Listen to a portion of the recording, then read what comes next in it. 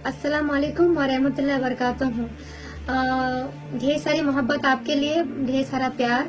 उम्मीद है कि आप लोग बहुत अच्छे हैं। आप लोग की दुआ से मैं भी बहुत अच्छी हूँ। रमज़ान का महीना में है, बहुत मस्ती में है और आप लोग भी मस्ती कीजिए और ढेर सारी दुआएं मेरी तरफ से आपके लिए, आपके पेरेंट्स के लिए। लेकिन आज मैं कुछ बात को लेकर आई हूँ हमारे हुजूर के बारे में, कि कुछ बात को लेकर आई हूँ, कुछ बात को लेकर मैं शेयर करना चाहूँगी आप लोगों के साथ में। लेकिन सबसे पहले उस मालिक की शान पे एक बात क्या, कि मेरे हिस्से से ज्यादा तूने मेरी थाली में परोसा है। कितनी भी मुश्किलें आए ऐ मौला, मुझे तुझ पे भरोसा है। लेकिन छीन कर खाने वाले का कभी पेट नहीं भरता और बांट कर खाने वाला कभी भूखा नहीं रहता। बांट कर खाने वाला कभी भूखा नहीं रहता। लेकिन कुछ लोग ये कह जाते हैं कि अगर नमाज में हुजूर का नाम आ जाए तो वो नमाज नहीं होती है। पहले अजान होती है, उसके बाद नमाज होती है। अगर अजान में नबी का नाम ना लिया जाए तो वो अजान होगी? जब अजान ही नहीं होगी तो नमाज कैसे होगी? पहले अजान, उसके बाद नमाज होती है। तो मैं ये कहना चाहूंगी कि नबी को अपने जैसा कहने वाले, अरे जमीन से अपना साया तो उठा ले। हमारे हुजूर का कोई साया नहीं थे। हम लोग आदमी, हम लोग आम आदमी, हमारे साया है, क्योंकि हम लोग फरिश्ता नहीं है, हम लोग इंसान हैं।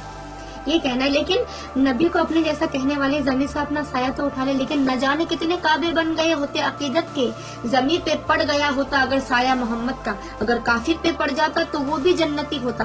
खुदा ने इसलिए रखा नहीं साया मोहम्मद का। जो लोग नबी को अपने जैसा कहते हैं उनके लिए कहना है, मैं मानती हूँ नबी आपके जैसा, एक शर्त पर। कौन सी शर्त? कि चांद को टुकड़े करके दिखाओ फिर कहना अपने जैसा, और डूबा हुआ सूरज बुलवाओ फिर कहना अपने जैसा। अजी घर में बच्चों से तो अल्लाह अल्लाह कहला सकते हो, मगर कंकर से कलमा पढ़वाओ फिर कहना अपने जैसा।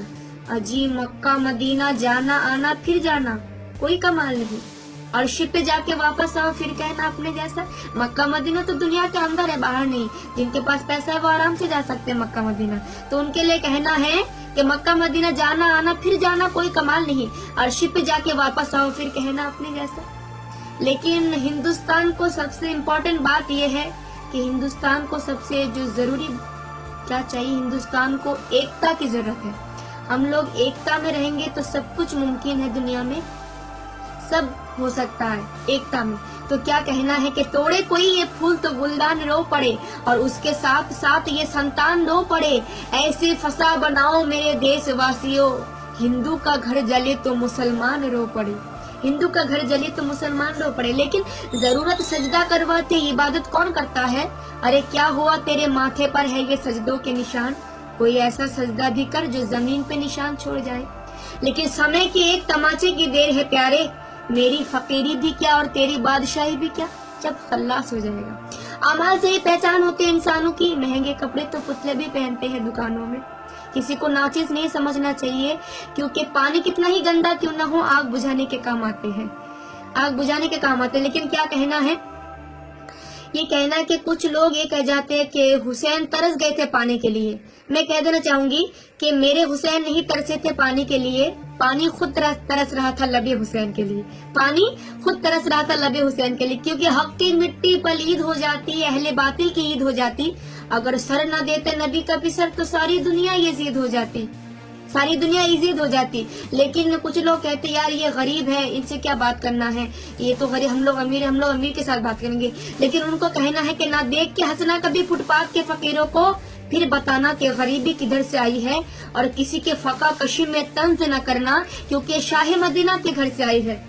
ये मिट्टी के बर्तन, ये टूटी चटाई, इकारत से नादान क्या देखता है, गरीबी तो मेरे मोहम्मद के घर में पली थी, तू मेरे घर के सामान क्या देखता है। गरीबी मेरे मोहम्मद के घर में पली थी, तू मेरे घर के सामान क्या देखता है। लेकिन फिर दो को सरे हश्र संभालेंगे मोहम्मद, कमली में गरीबों को छुपा लेंगे मोहम्मद, उम्मत को जहन्नम से बचा लेंगे मोहम्मद, डालेंगे खुदा और निकालेंगे मोहम्मद। कितनी प्यारी बात कि डालेंगे खुदा और निकालेंगे मोहम्मद। लेकिन हमारे हुजूर क्या है कि हूबहू शक्ल में इंसान नजर आते हैं, वो सादे कपड़ों में भी जीशान नजर आते हैं, कुछ बड़े होकर भी लगते हैं जैसे फकीर। हमारे सरकार तो चटाई पर भी सुल्तान नजर आते हैं। लेकिन अल्लाह रसूल के बीच कुछ गहरी बात के लबों पे तबस्सुम, निगाहों में बिजली, कयामत कहीं से चली आ रही है। खुदा के लिए अपनी नजरों को रोको, मेरे दिल की दुनिया लुटी जा रही है, मेरे दिल की दुनिया लुटी जा रही है। क्योंकि गए पर्दे में जब शाही अरब तो सर नजर आया, अरब का ऐन का पर्दा हटा तो रब नजर आया। क्योंकि बलगल उला बे कमाल ही, कशफत दुजा बे जमाल ही, हसनत जमी वो खिसाल ही, सल्लु अलैहि व आलिही। چاہتی ہوں اس کو ہوں جس کا کوئی جواب نہیں۔